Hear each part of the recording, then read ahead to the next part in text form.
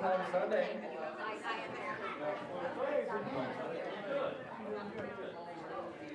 Let's do it. Good morning, everybody looking right next to me.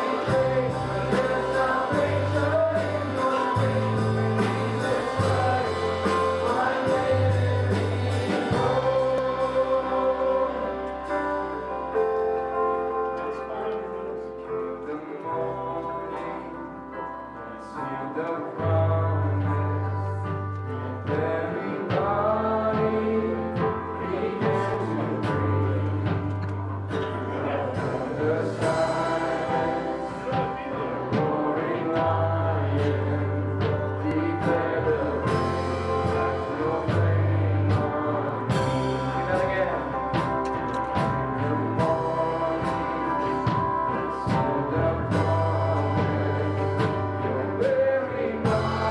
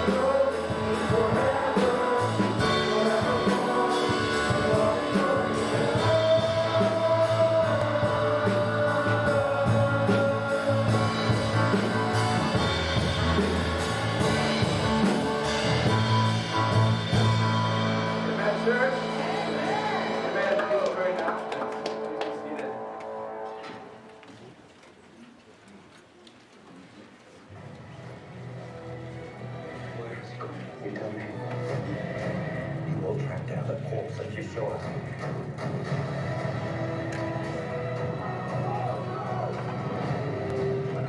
That's right. He's right here. Open your heart and see.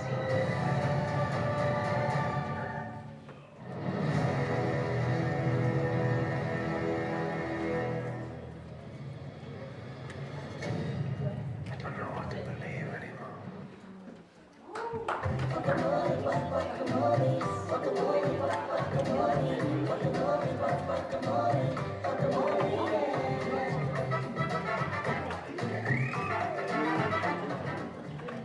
Taco Tuesday must be coming. It's starting on this week, Tuesday night. In your worship folder, there is a lot of information, and one of those deals with Taco Tuesday. If you take a look at the envelope for the Easter offering, you'll see the yellow pledge cards for Jonathan and Zoe.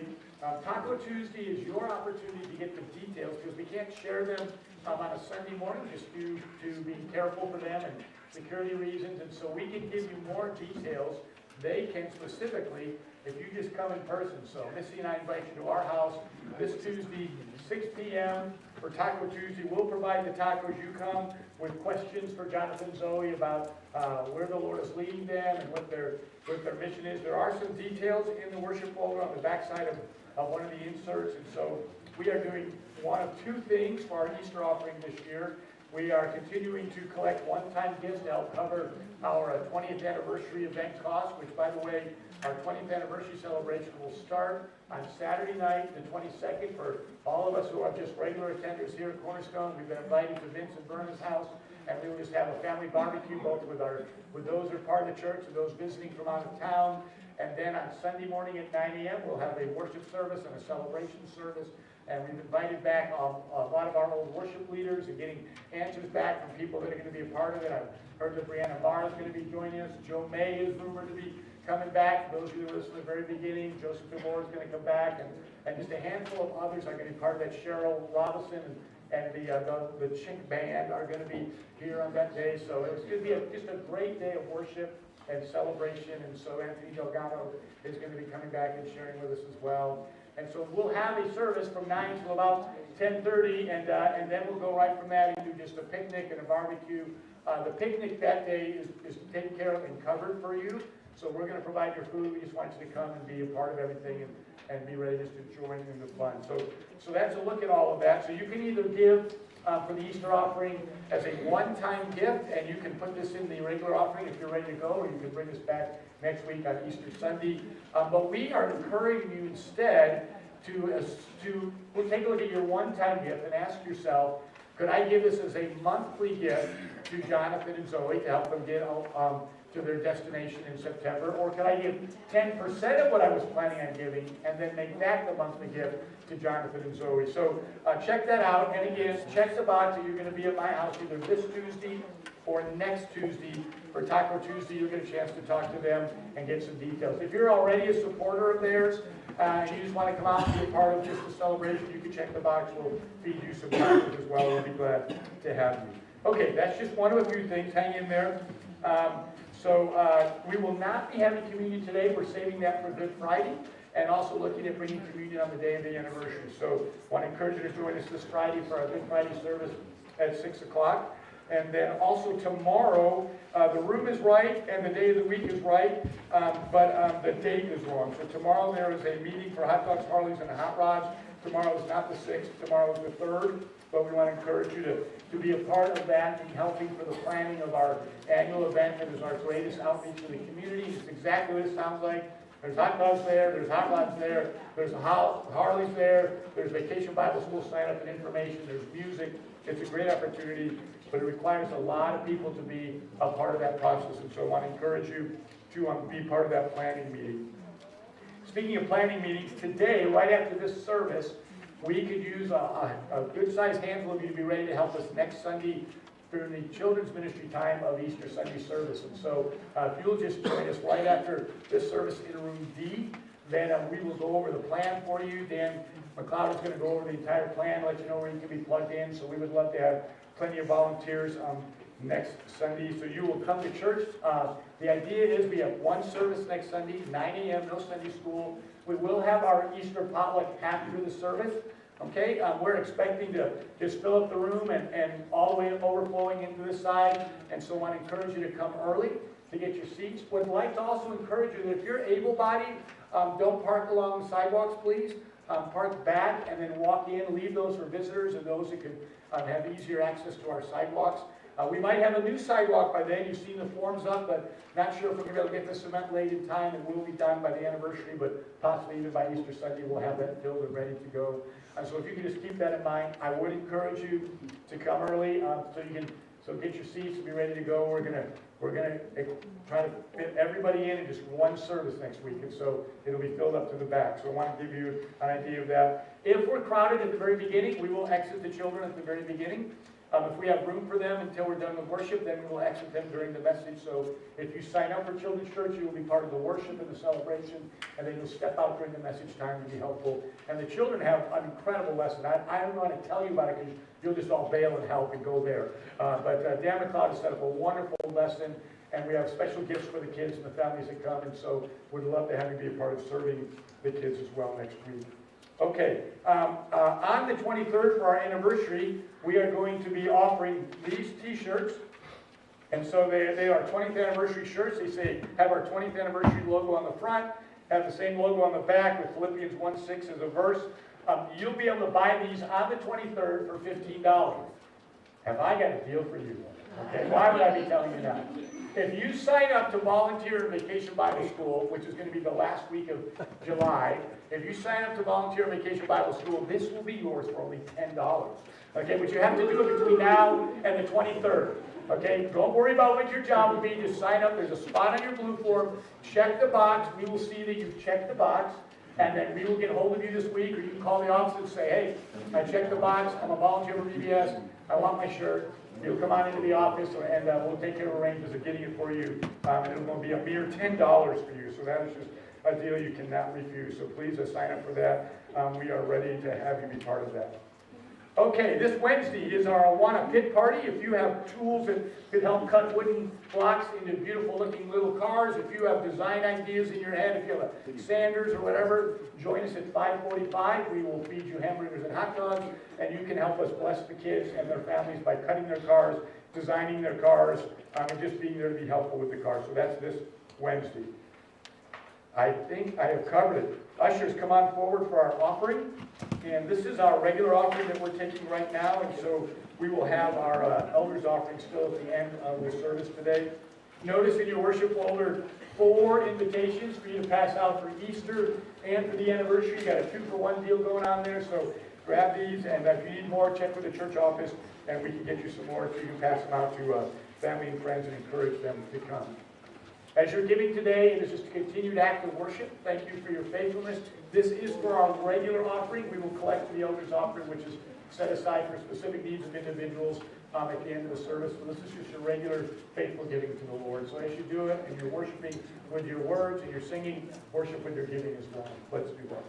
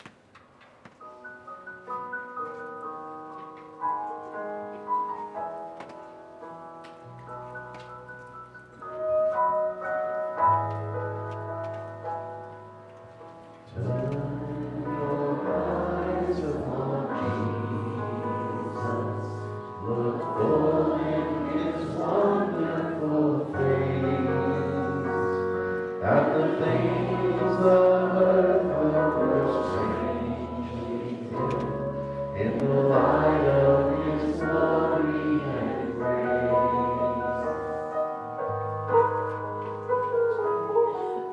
Turn your eyes to the hillside, where justice and mercy and grace. There the sun of God gave His life for us, and our measureless debt was erased. Jesus, to you we lift our eyes. Jesus, our glory and our pride. We adore you, behold you, our Savior ever true. Oh Jesus, we praise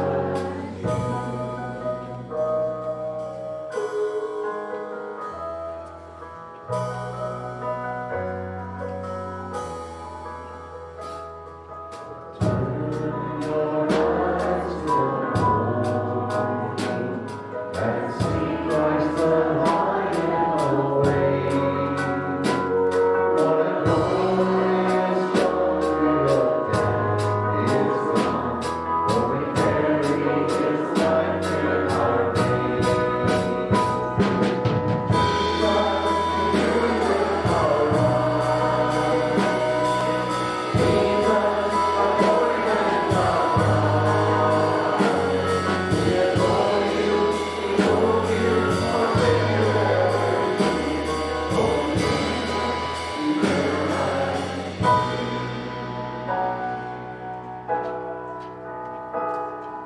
we turn your eyes to the heavens.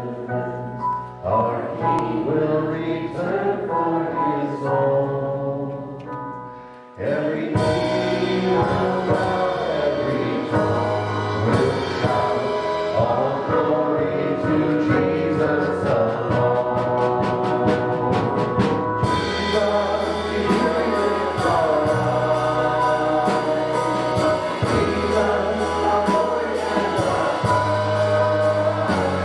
We adore you, behold you, our Savior ever true. Oh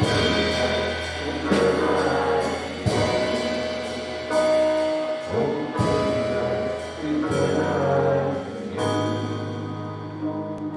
Oh Jesus, we praise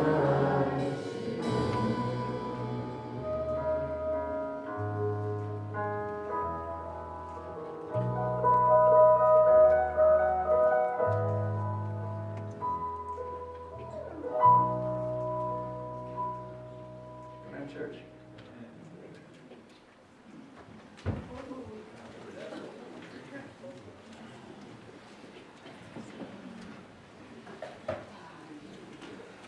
Good morning, church. Glad I made it up the steps there. Children's Church, we will exit you. Thank you so much for those serving and the kids that are about to have a great time. Head on out there. Appreciate our children's workers and our kids every morning. Just a couple of quick requests for next week. We could use some additional greeters and ushers. So if you could be here by 8:30, and then you can connect with just our other ushers. And if we had a couple people kind of looking out in the parking lot and helping folks, especially people that might be visitors or we haven't seen in a while, just kind of watch the parking, smile at them, greet them, love up on them as they walk in. Some ushers here by the door, that would be great. Both men and women, even high school kids, are welcome to be a part of that process. So if you would be willing to do that, just be here at 8:30 next week. That would be great. That would give us plenty of time to kind of just be ready for those that are arriving. The potluck afterwards is a brunch potluck. So we tell you about it, but we don't tell the community because we just want to feed them as they come in. And so you can come in. We'll be eating both in the fellowship hall and right out here. If it's beautiful enough, we'll just eat out here on the back lawn. And we'll have plenty of time because the service will be over and we'll have the rest of the morning available. And so just feel free to bring your dishes in. And if we need to keep warm, we'll keep them warm. And we'll do our best to take care of all that for you as you come into the service. But it's going to be like a brunch potluck. So bring whatever you can bring to be a part of that.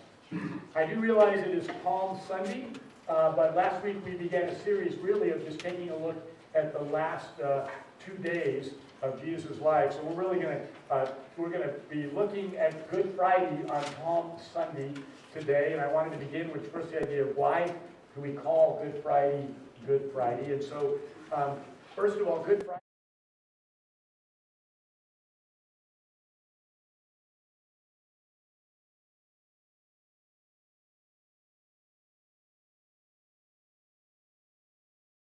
of what he did for us. And so it's good for us, bad for him in the sense of what happened to him physically, but really good for the plan of God that was fulfilled. And so that's why we call it Good Friday. And so as we take a look at the details of that, I'm literally going to go from the arrest to Jesus' actual crucifixion. The first thing we want to do is kind of catch up and take a look at basically the time before that and give you kind of an overview of what we talked about. So this Friday, we're actually during the Good Friday service, we will have communion. It's our long table communion. Tables will be set up here, and at the end of the service, we'll invite you and your family to come up, and the elders will pray with you and give you the elements, and you'll have a chance to pray with your family as well if you like. And so that's a very special time for us. And we'll be taking a look at the bystanders at the cross this Friday. So we'll be looking at Mary, the mother of Jesus, Mary Magdalene, and some of the other mothers of the disciples. And then we'll also be looking at Nicodemus and Joseph. And just using these characters, these individuals to examine ourselves as we are, in a sense, bystanders looking at the cross as well. And then next week on Easter Sunday, we're going to look at the futile efforts of those who tried to guard the tomb to prevent a resurrection. And the question we're going to ask is, what tombs are you unsuccessfully guarding? How are we denying the work of Jesus in our life in an attempt to solve the world's problems on our own? So that's going to be taking a look at that. But as we take a look at today, let's begin first with Thursday and kind of give you a quick recap. In your worship folder, in your sermon notes, I've given you timelines. Now these aren't exact and they're kind of speculative, but it's a fairly good idea based on the hours, how the Jews formed their hours. So their first hour of the day was 6 a.m. or basically sunrise. And then every hour after that's going to be an hour later. So that's why by the time we get to the third hour of the day, we're only at 9 a.m. or in a Jewish day time set. And so as we look at what the Bible says about it was the 9th hour and it was this hour, we can pretty much get a rough idea of the time schedule. And so some folks have also kind of put together a rough idea of Thursday night into early Friday morning. So this is, an estimate. 6 to 9 p.m. Thursday night, the Last Supper took place at a house in southwest Jerusalem. Judas leaves near the beginning of that after his feet are washed. And then part way into the actual celebration of the Passover. Jesus identifies him as the betrayer. He knows it. Jesus knows it, but the rest of the group is kind of pretty, clueless about what's going on. He disappears. Okay? Around 10 p.m., Jesus and his disciples leave that house, and they go to the Garden of Gethsemane. It's in the Kindred Valley, so they're going to go out of Jerusalem down and back up a small hill just northeast of Jerusalem. Then from 11 p.m. to 4 a.m., we have the time of prayer, possibly some of the time of teaching that we see in John 15 and 16 and the prayer in 17, though that may have happened back at the house as well. But we see Jesus, he leaves the disciples, comes back to them. They're falling asleep instead of praying. That happens a couple of times. And he wakes them each time and calls them to prayer. And then we're going to get to basically, we're early morning on Friday. This is probably between 4 a.m. and 6 a.m. Friday morning, and we begin basically the process of the Good Friday day for Jesus. So as we do that, let's just come to the Lord in prayer first. Father, we come, and as we are examining the time, the hourly details of your last day in human flesh on earth and all you went through for us, we ask for your Holy Spirit, who you sent and were able to send because of your death, to just give us wisdom and insight. May these not just be facts and details for us today, Lord, but may they really even create an emotional response. May we connect with the idea of all that you sacrificed for us, not just at the cross, but even heading for the cross. May we get a picture of the injustice. May we understand the betrayal in the sense, and may we just come out being thankful for your willingness to go through that on our behalf. So we ask this in Jesus' name. And God's people said, amen. Amen. Okay, so roughly 4 a.m. in the morning, okay, is Jesus' arrest and then his trial before Annas the high priest. So realize that what we're about to read, you can turn to Mark chapter 14, by the way. We'll read several different passages this morning, but in Mark chapter 14, that this is 4 o'clock in the morning. Okay, so Annas is going to be, well, he's probably not going to be woke up because he's part of the plan. So he's going to be awake and ready to go, and he's going to be ready to receive Jesus before sunrise, before the first hour of the day. This is already, they setting up basically was an illegal time for a trial. They had said that all trials, the Jews had decided that all trials should take place during the daylight because that is the time of greater wisdom and understanding from God. The night was generally thought as the place where unrighteous things were taking place. And so by the mere fact that they determined to have a trial before 6 o'clock was a statement that they themselves realized that they were not doing things in the way they should. They were also obviously trying to avoid a crowd of people coming along with Jesus to create a fuss over this. So when you hear reference to crowds of people there, those are not people that are wandering around, starting their day, they see Jesus arrested and they're running to follow him. These are all people pre-planned by the Jewish leaders to be there in order to be on their side. It's the mob they talk about is the mob the Jewish leaders pre-created in this process, okay? So if we track through it as a summary, Jesus is arrested by the kiss of Judas on Jesus' cheek, and that's the identifying signal. They arrest Jesus. They take him to Annas, the high priest. There's two discussions of high priest during this time. Annas was the current high priest. His father-in-law, Caiaphas, was a former high priest, but because of his honor of being in that position for so long, he was still also referred to as the high priest as well. So it's a little confusing when you got two high priests mentioned in the story, but that's the case there. John the disciple, who knows the high priest, is able to be there at the trial, and he also obtains permission for Peter to be admitted. And so that's how Peter gets through the doorway in with all the other people, and we're about to discuss his denials. He's able to observe, but he denies that he is a disciple and follower of Christ. So now let's pick it up in Mark chapter 14. We are going to begin in verse 43. So Matthew is your first book of the New Testament. Mark is your second. 14 is near the end. We're going to begin with verse 43. And keep in mind, we are between 4 a.m. and 6 a.m. in the morning. Okay? So Mark chapter 14, beginning in verse 43. And immediately while he was still speaking, Judas came, one of the 12, and with him a crowd with swords and clubs from chief priests and scribes and elders. So all of these people have been set up the night before, early in the morning. It's an early morning crowd. It's an official mob. And so they've come to arrest Jesus. They probably got what are called temple guards. And so there were temple guards that were Jews that guarded the temple to keep people from being disrespectful and destroying and charging the temple. And so they also used these men to go arrest Jesus as well. Now the betrayer had given them this sign: the one I kiss is the man, seize him and lead him away under guard. And when he came, he went up to him and said, Rabbi, which is a term for teacher, and he recognizes him as his teacher, and he kissed him, and they laid hands on him and seized him. Okay? One of those who stood by drew his sword and struck the servant of the high priest and cut off his ear. Jesus said to them, have you come out against us as a robber with swords and clubs to capture me? Day after day I was with you in the temple teaching. You did not seize me, but let the scriptures be fulfilled. And they all left him and fled. Several things happening here. First of all, the other Gospels tell us that in the midst of this arrest and Peter cutting off the ear of the servant, Jesus literally, while he's in the middle of being arrested, reaches down and touches the man and heals his ear on the spot. And I'm always amazed by that, but yet they still arrest him. And that's just an utter statement of blindness to what is happening before them. And so we see that happen. We see that take place.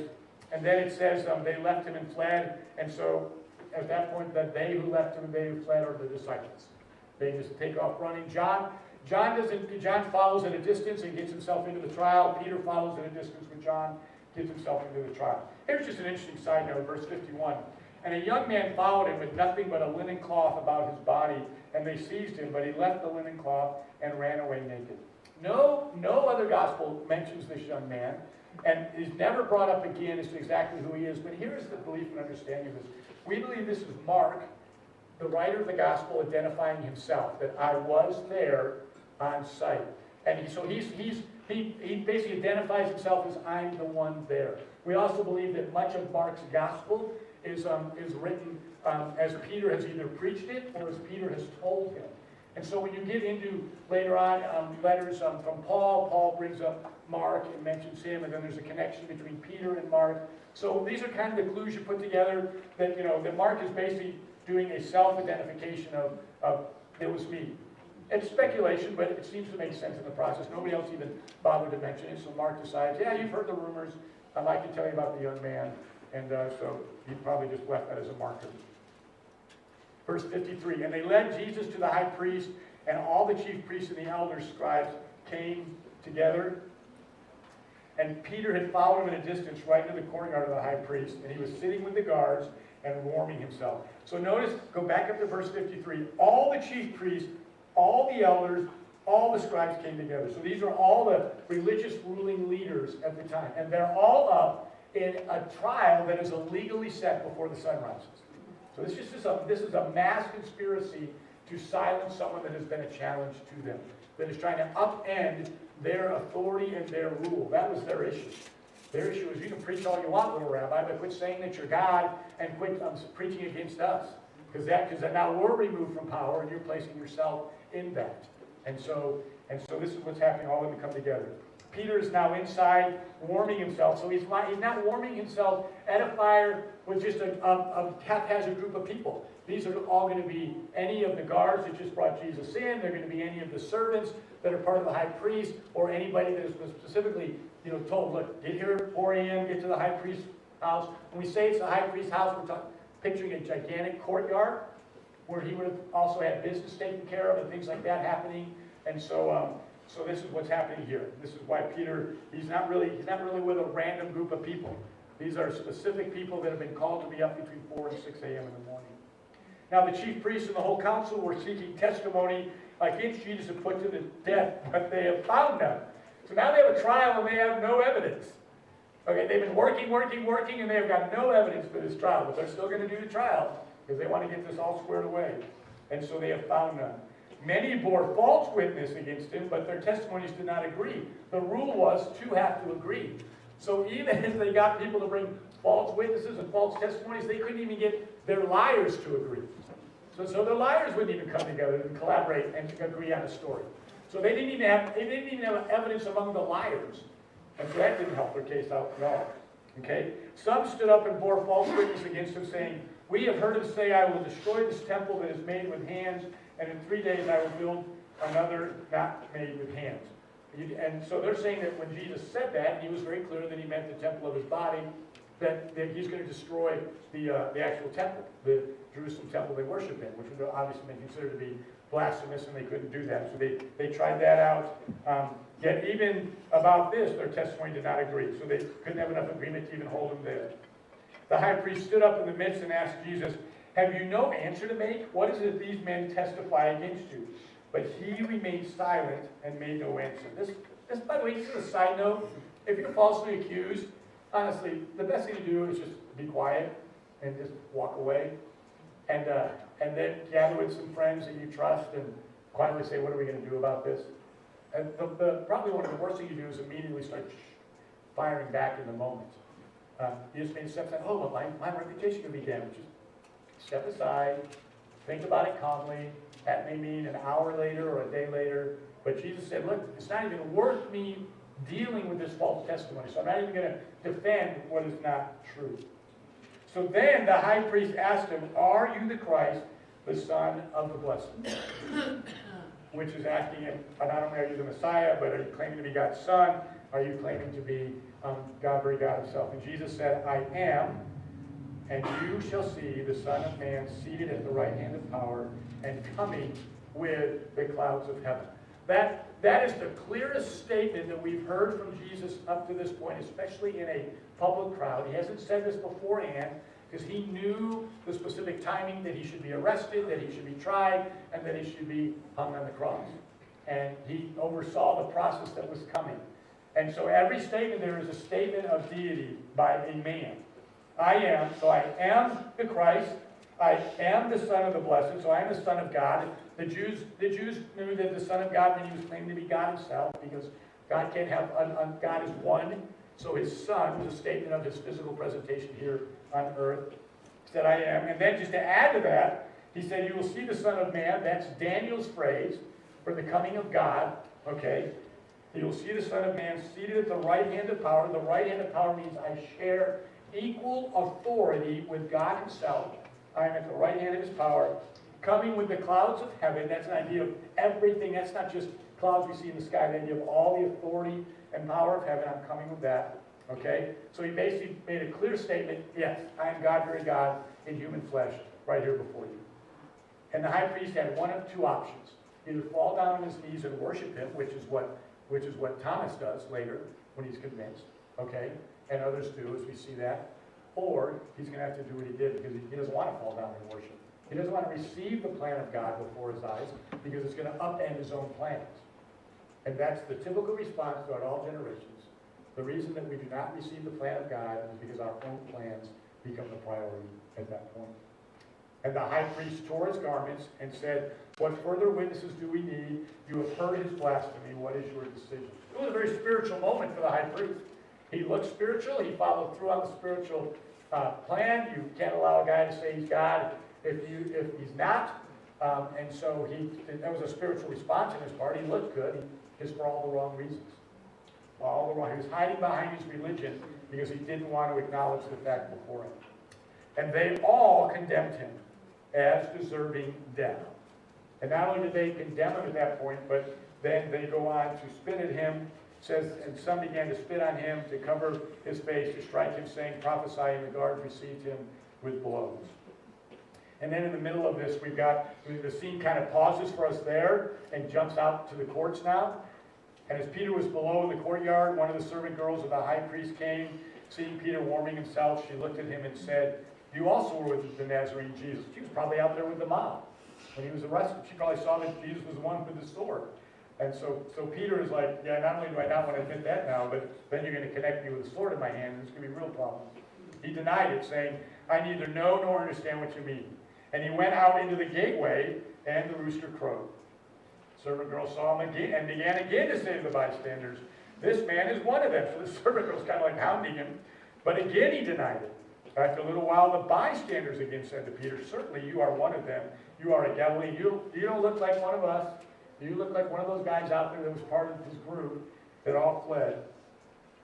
But he began to invoke a curse on himself. He literally said something to the fact of, if I am lying, then may I die by the hand of God.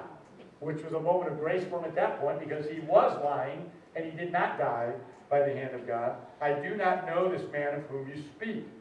Immediately the rooster crowed a second time. Peter remembered how Jesus had said to him, before the rooster crows twice, you will be denying me 3 times, and he broke down and wept. And so he realized right away, Jesus was right, and I've been caught, and here is my sin. And so we see the betrayal, the verbal betrayal of Peter concerning Jesus. And so this is 4 a.m. to 6 a.m. Talk about a rough 2 hours in the morning. Just a difficult time. We haven't got the sun that has come up yet. So now we're going to get to a much later time, sun up, 6 to 8 a.m. in the morning. So go to Luke chapter 23. Go to Luke chapter 23. That's going to be just after Mark. I picked the passages that I picked, not because the other Gospels don't have this information, just because they were clear to present to you at this point. Kind of gave some details I wanted to highlight as we went along. So Luke chapter 23, now we're moving from 6 a.m. to 8 a.m. So we have right before 6, the high priests have condemned Jesus. But they can't kill him. They have no authority to kill somebody. The most they could do is hurt him and beat him and abuse him and possibly whip him to the point of death, but really they weren't even allowed to do that. So to get to the whipping and the actual stoning, if they were going to try to stone him to death, they had to get permission from the Roman government. So now they've condemned him. Now they're bringing him to the authorities, the Gentile authorities, so they would get permission to have him killed. So that's why we had Pilate and Herod are even going to get in on this. So Luke 23, beginning with verse 1, the whole company of them arose and brought him before Pilate. And they began to accuse him, saying, we found this man misleading our nation, forbidding us to give tribute to Caesar, and saying that he himself is Christ a king. Now, you would think that Pilate at 6 a.m. in the morning, somewhere on there would say, he would come back later. But it's been reported, history says that Pilate actually rose early and gave court to the Jews near sunrise, because it got so hot during the day, he didn't want to have to deal with it and be out there in the heat. So he literally preferred the early morning dealings with the Jews, so he often held his court and his questions and his confrontations with them in the morning. So he's up and ready to go, because it's a Friday, and he assumes they're going to come in, and so they know that. They know he's going to be ready, so this isn't like they shook him out of bed. He's like, it's Friday morning, I'm going to get this over with so I can have the rest of my day to go hang out in my pools and to be in a cool area so I don't have to deal with the heat of the day. And so he is ready for this situation. At least he's ready for them to show up. He just doesn't know what they're going to show up with. So they say, we found this man misleading our nation and forbidding us to give tribute to Caesar, and saying that he himself is Christ a king. So the issue is, what they're trying to get Pilate to respond to is that Jesus is an insurrectionist. He's refusing to give money to Caesar, and he's calling himself a king. So Pilate asked him, because Pilate's not going to care if the guy says he's God. It's not going to be an issue for Pilate. It's Rome's a religious nation. They have a ton of gods, and you just say, well, welcome to the club. Which God do you want to identify with? So they had to come up with a political reason for Pilate to get upset, and a guy running around claiming to be king would put Pilate in trouble if he doesn't kill him. Because then the real king, the real Caesar's going to come down on Pilate and say, why didn't you squash this guy when you had the chance? So Pilate says to him, are you the king of the Jews? And he answered him, you have said so. So yes, you said so, and yes, I'm the king of the Jews. Then Pilate said to the chief priests and the crowds, I find no guilt to this man. He's not claiming to be king of the Romans. He's just claiming to be your king. You know, whatever king you want, but we all know it doesn't matter. But they were urgent, saying, he stirs up people, teaching throughout all Judea, from Galilee even to this place. When Pilate heard this, he asked whether the man was a Galilean. When he heard that he belonged to Herod's jurisdiction, he sent him over to Herod, who was himself in Jerusalem at the time. So Pilate said, wait, I don't have to deal with this. This guy's not my jurisdiction. I'll send him over to Herod. Let Herod come up with some crazy thing, and if he wants to have him killed, great, then it's not in my hands. So this is his first great attempt of just pushing it off. In other Gospels, it talks about how Pilate's wife literally came to him and said, look, I've had dreams about this Jesus guy, so don't be doing anything wrong with him. Because my dreams tell me he's more than just a man. And the Romans paid great attention to their dreams, thinking that God was communicating to them. When Herod saw Jesus, verse 8, he was very glad, for he had long desired to see him, because he had heard about him. He was hoping to see some signs done by him. Oh, the miracle worker is brought right here before me. Let's get some miracles, Jesus. So he questioned him at some length, but he made no answer. But Jesus didn't talk. The chief priests and the scribes stood by, vehemently accusing him. So they're back with their same stuff. He's claiming to be king. He's trying to overthrow Caesar. And they're getting louder and more angry. Herod with his soldiers treated him with contempt and mocked him. So Herod's trying to egg on Jesus to get him to respond. So they're hitting him, they're beating him, they're treating him very poorly, hoping he'll do some miracle magic trick to kind of push everybody back. And like, it happened at the garden. Maybe Herod had even heard by then that at the garden they got ready to arrest him. Jesus said, I am. They all fell down. Maybe Jesus will do that again. Do something miraculous here, Jesus. We want to see some signs. And so it said, and Herod with the soldiers treated him with contempt, mocked him, then arraying him in splendid clothing, sent him back to Pilate. So Herod puts a purple robe on. Oh, you want to call yourself king? Here. And I guess he gave one of his, robes and sent him back, but sends him back to Pilate. Say, look, he's not my problem, he's your problem. But it's interesting because this little side here, Herod and Pilate became friends with each other that very day, which meant they were kind of at odds, always trying to who's in charge of Israel and who's going to make the great Caesar like us for. But Jesus kind of brought them together, and they're both mocking him together. And so we see that he sends them back. So Pilate, verse 13, then called together the chief priests and the rulers of the people and said to them, you brought me this man as one who is misleading the people, and after examining him before you, behold, I did not find this man guilty of any of your charges against him. Neither did Herod, for he sent him back to us. So look, the two ruling Romans in your district, in your little nation here, have said, there's nothing wrong. We do not find a crime worthy to kill him with. So, neither did Herod, he sent him back. Look, nothing deserving death has been done by him. I will therefore punish and release him. But just to appease you, I'll still beat him almost to death and give him back to you. Will that make you happy? But I'm not going to kill him. But they all cried out, away with this man, release to us Barabbas, a man who had been thrown into prison for insurrection. So insurrection means that he literally they tried to rise up against a Roman guard, a Roman leader, a Roman battalion. In the process, he killed someone. And so he's a murderer, waiting for trial as both a murder and insurrection. Pilate, and people are saying, release this guy. And the guy's not a friend of theirs.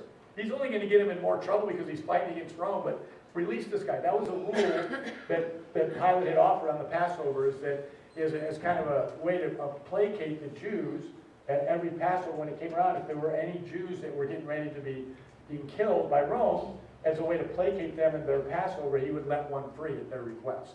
And so he's like, you can have, here, I'm not going to kill your Jesus. And he said, no, kill our Jesus. Give us Barabbas. We'll just take that guy. Pilate addressed them once more, desiring to release Jesus, but they kept shouting, crucify, crucify him. And a third time he said to them, why? What evil has he done? Keep in mind, this crowd, this is a 6 a.m. to 8 a.m. crowd. This is not a passerby showing up. This is the mob that the priests had all gathered beforehand and said, show up at 4 a.m. and follow us around and we'll pay you somehow, but you're all against Jesus, okay? So just whatever the priests do, just say, we're for you.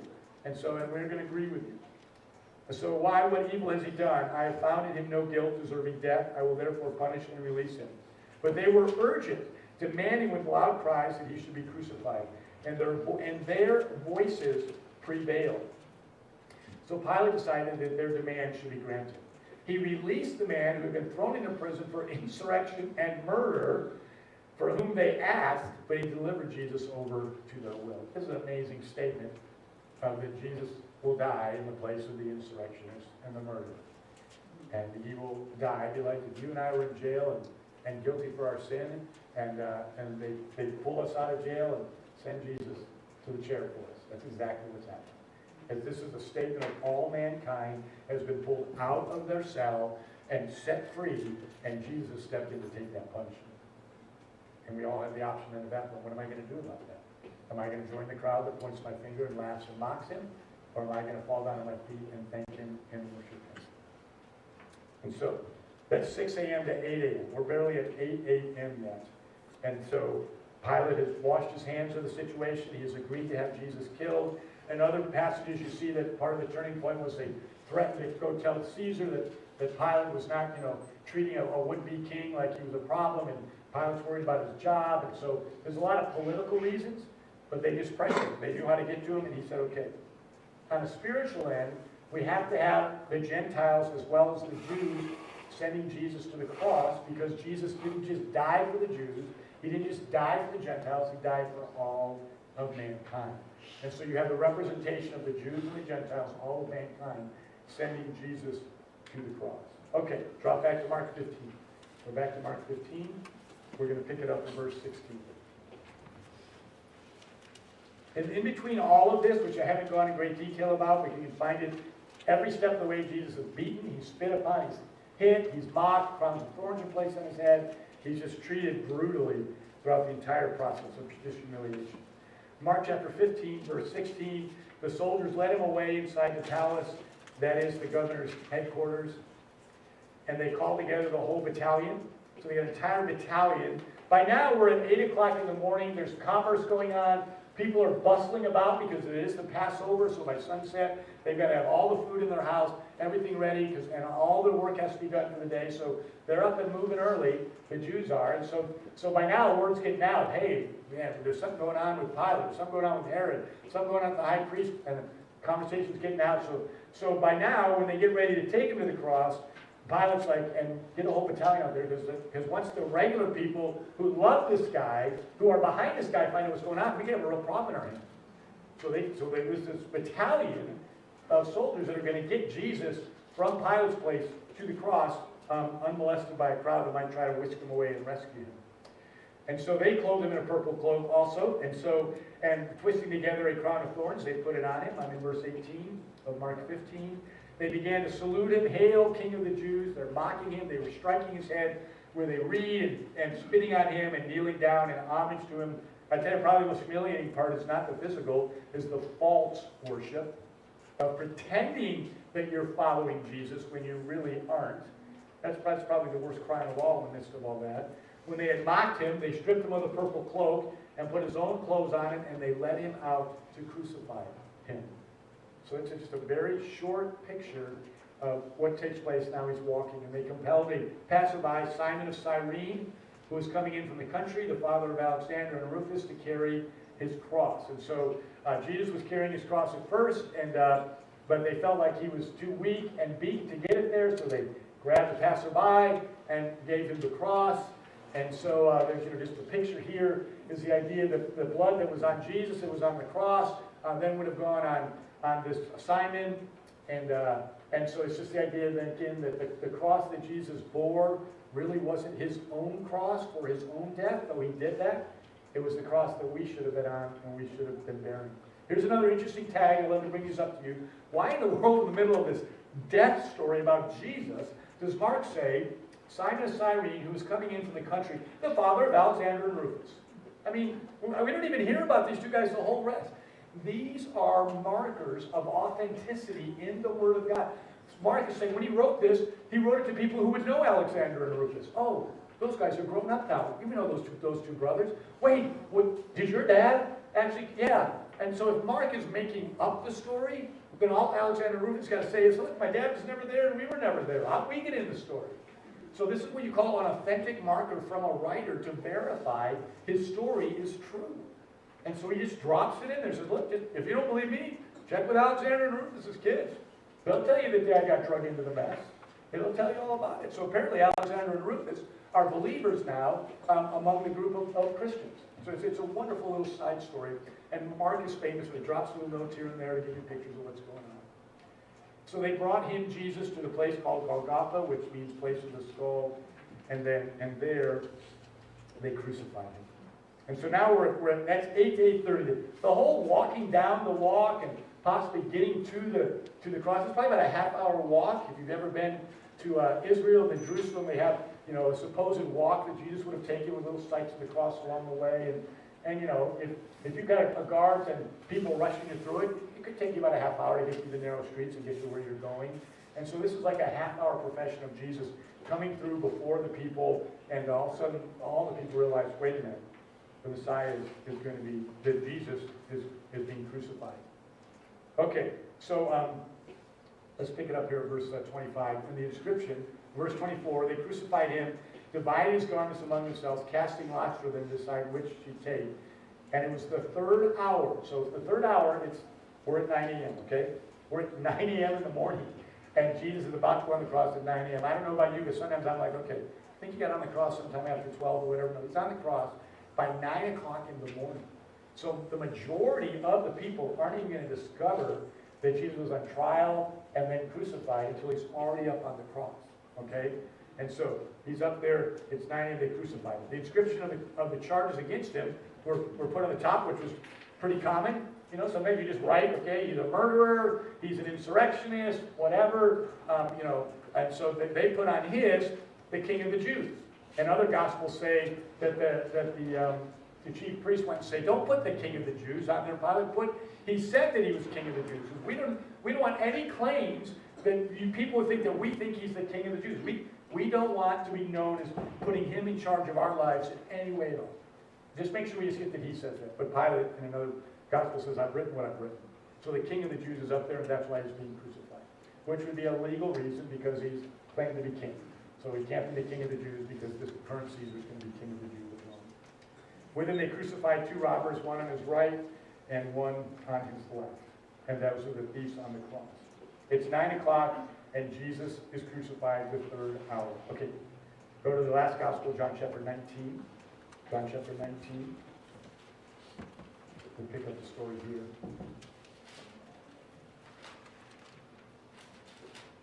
John chapter 19, verse 18.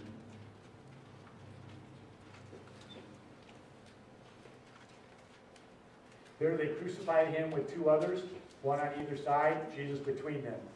Pilate also wrote an inscription and put it on the cross, as I just told you. It read, Jesus of Nazareth, the King of the Jews. Many of the Jews read this inscription, for the place where Jesus was crucified was near the city, and it was written in Aramaic and Latin and Greek. It must have been a big old sign. Got 3 languages, Jesus of Nazareth, the King of the Jews. So that upset the chief priests. They said to Pilate, "You're not right, the King of the Jews." The man said, "I am the King of the Jews." But Pilate answered, "What I've written, I have written." Okay, so it's just a basic statement of they want to deny who he is. So that's so now we're looking at Jesus crucified 9:30, okay?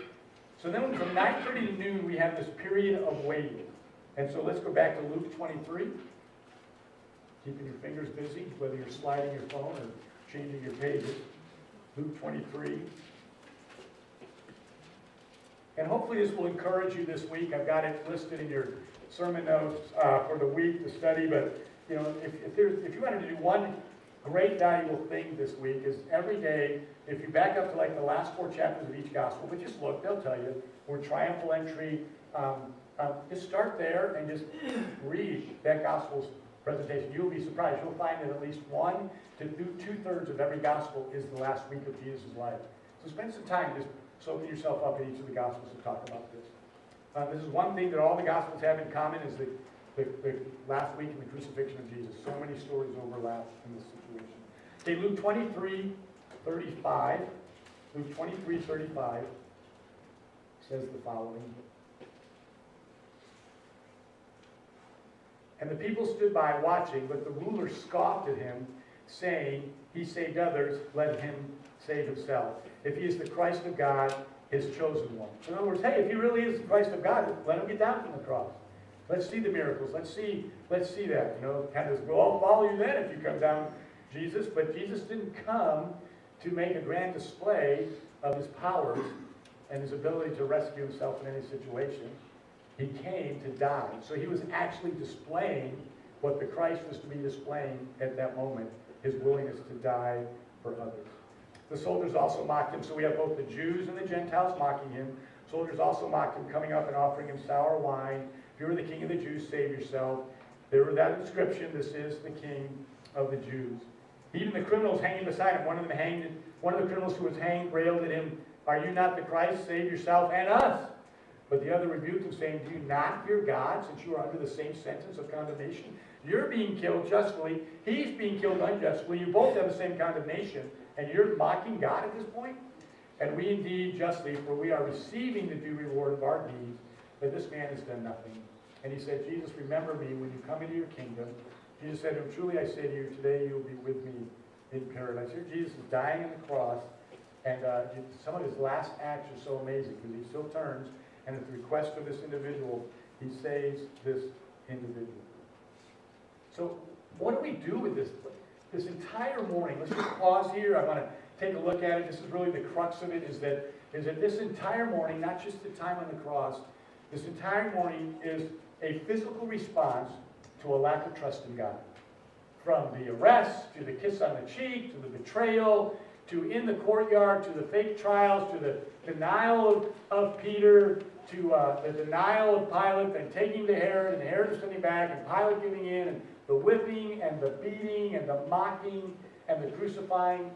It is a physical response to a lack of trust in God. How does Jesus respond to it? Well, he just saved the guy right next to him. But then look at verse 34 of Luke chapter 23. I'm backing this up because I want us to see this by itself. And Jesus said, "Father, forgive them, for they know not what they do." This is not just Jesus' statement about the guards, playing rolling dice for his clothing. It's not just a statement about those railing on him. It's a statement about the entire day. This entire day has been, Jesus could say at this point, "Look, I'm going to die, God, but when I die, could we wipe out like everybody who's insulted me today?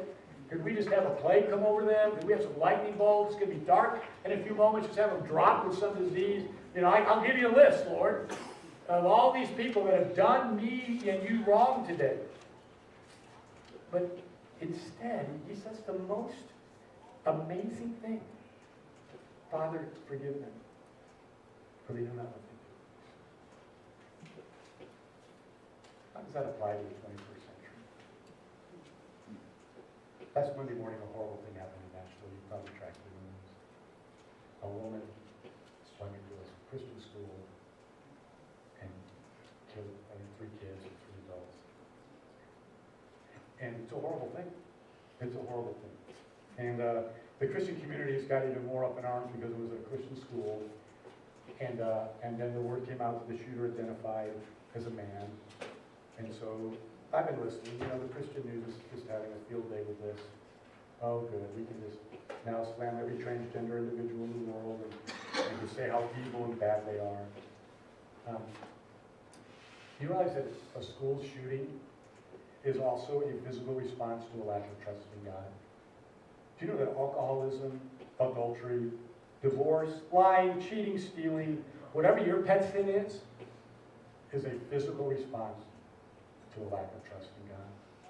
Do you know that that also means that an individual who feels like they've been born one way and he's a transgender to another way, to find happiness and to fulfillment, is a physical response to a lack of trust in God? So I would pray that Cornerstone Church people would not be known as people that jump on the bandwagon of, oh man, those transgenders, look at how evil and bad and rotten and horrible they are. They went into a Christian school and shot up some kids. Yeah, that's horrible, that's bad, that's evil. But that's where we're at as mankind. So it's no horrible or bad or more evil. It's not like Jesus is going to say, Father, forgive them, they don't know what they do, unless, of course, they transgender. And so, yes, we stand for what is right, and we've in a very loving manner. So just because Jesus said, Father, forgive them, they don't know what to do, does not mean that he condoned what they did. It doesn't mean when he rose 3 days later, he went, hey, all those guys that put me on the cross and they spit on me and everything, hey, they get a free pass. They'll get a free pass. No, they don't have to confess, and they don't have to confess me as Lord, and I'm just going to, everybody gets to heaven eventually. That's why I died on the cross. There's still a line that Jesus would say, look, I died for you, so there needs to be a response. But he still says to every single individual, he said to you and me, at one point and several points, Father, just forgive Jim DeVore. He doesn't know what he's doing. Jim DeVore mocked, and I would turn on the Christian stations in high school, you know, at 10 o'clock at night. That's the only thing you can find in my day when the TV is on. And I would turn them on to mock them. I mean, I've changed words to Christian songs to things that I'm not proud of repeating. Before I was a believer, I was like, hey, these are the things you make fun of. And yet Jesus didn't go, okay, that Jim DeVore has crossed the line. He looked at God and he said, Father, forgive him. He doesn't know these things. And so I just want to encourage us, yes, we should be sad and upset about the shootings, but we should be just as sad and upset about any of the shootings, no matter who the shooter is. And we need to go that route. I mean, people know that, you know, those Christians, they disagree with us, but they keep talking about their God who forgives us. So I'm not condoning sin. I'm just saying, let's look to Jesus. That's a pretty clear example of what God would call us to do as believers. I mean, he is being crucified on the cross. He's being spit on and yelled and mocked and told he isn't God. And he chooses to say, Father, forgive them? They don't know what they're doing? If anybody had the right to be just a little bit righteously upset and want to make some grand political statements, that would have been the moment. And his grand political statement is, Father, forgive them. They know not what they do. We call it Good Friday. It's a dark Friday. It's a dark Friday for Jesus. And yet, he provides glimpses and hints and, in a sense, screams from the cross the true light that is there. The forgiveness that's available in Jesus Christ. So let's wrap this up with Matthew chapter 27. Look at Matthew 27. We're going to begin in verse 45. Because we have a problem. Jesus just dies on the cross and that's the end. And we've got a really good guy, a really, really good guy who has a great finish of humility and Father, forgive them, and they don't know what they do. But if that's all that happens, then we're in a bad spot. Because we just have a good guy to talk about as an example, but nothing has been solved. Matthew 27, tells you exactly what happened in verse 45. Let's take a look here. Now from the 6th hour, so that's the 6th hour, so 6 a.m., we had 6 hours, now we're at noon. From the 6th hour, there was darkness over all the land until the 9th hour. So for 3 hours, there was darkness. So there's a miraculous event taking place while Jesus is still dying, but alive on the cross. Okay, at about the 9th hour, so at about 3 p.m., okay, Jesus cried out with a loud voice saying, Eli, Eli, lema sabachthani. That is my God, why have you forsaken me? So Jesus is acknowledging he's paying for the sin of the world. So Jesus, the man, is receiving the rightful condemnation of all the sin of the world upon him. So yes, God turns his back on Jesus, the man, because sin is there, and God cannot gaze upon that sin. But because Jesus, the Son, is inside the flesh of Jesus, the man, he's feeling the abandonment of God, which all of us, either caused in our own or in a sense have. So he's identifying with all those who are saying, hey, my sin is separating me from God, but it's not his sin, it's our sin. So that's what's going on there. God doesn't turn his back on Jesus, the Son of God. He turns his back on Jesus, the human man flesh, who's got all the sin of the world placed on him at this point. Okay, so that's why he's being forsaken. So we don't have the Godhead being split up for a 30-second moment while Jesus dies on the cross. Okay, we don't have that. We have Jesus, the man, doing exactly what's happened. For the first time as a man in human flesh, he has felt the separation of God because he has also felt the weight of everybody else's sin upon them. So they think he's calling for Elijah. One of them at once ran, takes a sponge, filled it with some sour wine, put it on a reed, and gave it to him again. But the other said, "Wait, let's see whether Elijah will come to save him." So look, don't minister to him right now. Let's still wait till he get off the cross. Jesus cried out again with a loud voice and yielded up his spirit. Every statement in the Gospels about Jesus dying or about Jesus willfully giving it up. He doesn't succumb to his injuries. Okay, he just makes a statement, we're done, I'm dead. I'm giving up my spirit. So no, it's a statement of he didn't succumb because of the cross. He could have got off at any moment. He had then allowed himself to die to pay the penalty for our sin. That's exactly what happens. Now this is the verse. This is the verse that tells us that this was truly the Son of God. Verse 51, behold, the curtain of the temple. This is the temple in the Holy of Holies. You go back to Exodus and read through that and see how this temple was made. And it's so many feet tall, higher than a human's hand, like 9 feet tall, I think it is. And it's not just the curtains that you've got, that separate, maybe it's not like your bath shower curtain, nice little thin thing there. It's a thick, thick curtain. Okay? It was thick on purpose. One, so that it couldn't actually blow open, or nobody could actually, if you fell into it, you wouldn't fall through it. Because if you fell through it, you'd be in the presence of the Holy of Holies. It was like a wall on a curtain rod. It was a pretty intense curtain rod, okay? And so it was a very, very thick curtain. And so too high for a man to reach up, okay? Behold, the curtain of the temple was torn in two from top to bottom. So that is, Jesus dies on the cross. The only people that get to go into the Holy of Holies is a priest once a year. He steps in, there's the Ark of God. He sprinkles blood of the animals on the Ark of God. They've got a rope around his ankle. It's going out there in case he touches the Ark of God and dies on the spot. So if you saw Indiana Jones in the Temple of Doom, more people should have died because they're all touching the Ark, and they don't. Okay, they don't die. And so if the guy blows it in there, it's a holy place. And God maintained that for thousands of years as a holy place. And then when Jesus dies on the cross, God says, guess what? The place is no longer holy. And he rips it from top to bottom, which is basically a statement of, we all have access now to the Holy of Holies. The place, the location is no longer the issue. The death on the cross is paid for your sin. It's not about how you arrive at the place with what you bring. It's about the one on the cross who died for your sin. And the priest standing in the room that they saw ripped from the top to bottom should have been the first to fall on their knees and confess to God. And we do find out later that some of the priests actually gave themselves to Christ.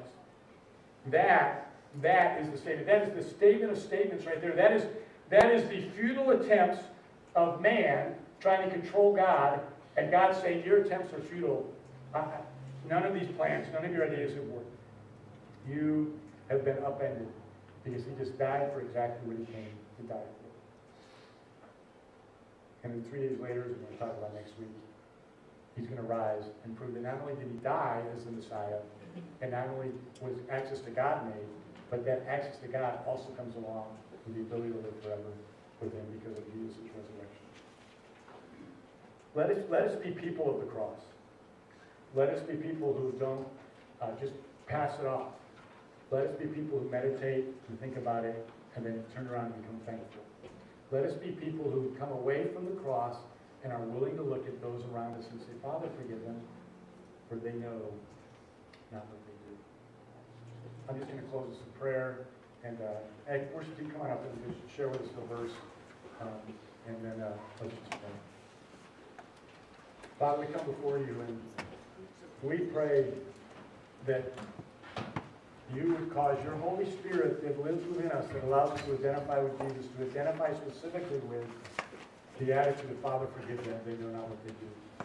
And may this week, may we have an opportunity to come alongside somebody who doesn't realize what they're doing in their physical response to their lack of trust in God. And may we treat them with the forgiveness of Jesus and point them to you. May we do it with gentleness and love, the same love that Jesus demonstrated to those. But may we be clear. Help us to be clear that we're doing this because of the forgiveness of Jesus.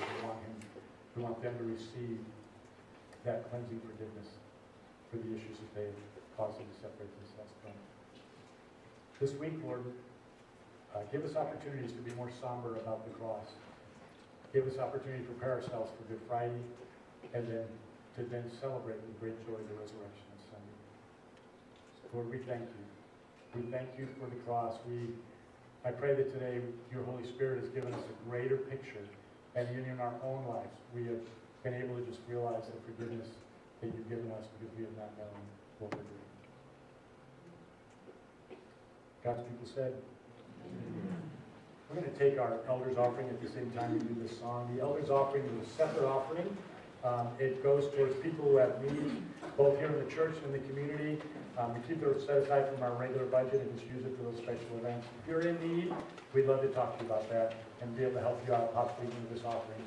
So just give as the Lord encourages you to do it as we worship. After you've given, just stand up and join us in worship.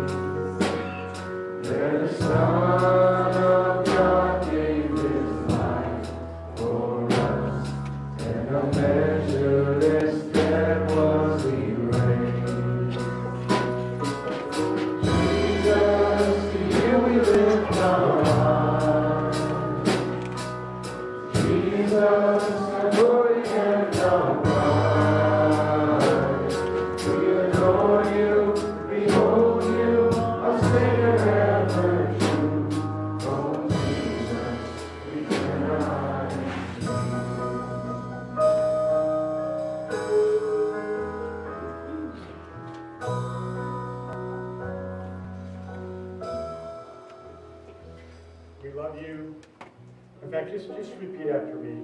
We love you. We adore you. We turn our eyes to you. Jesus, we lift our eyes to you. And we thank you. God's people said, Amen. Let me just simply remind you that if you'd like to be part of helping the kids out next week, there's a meeting in Room D right away. Head on over there. Wait about 5-10 minutes. We'll put the chairs up, and we'll see you in Sunday school.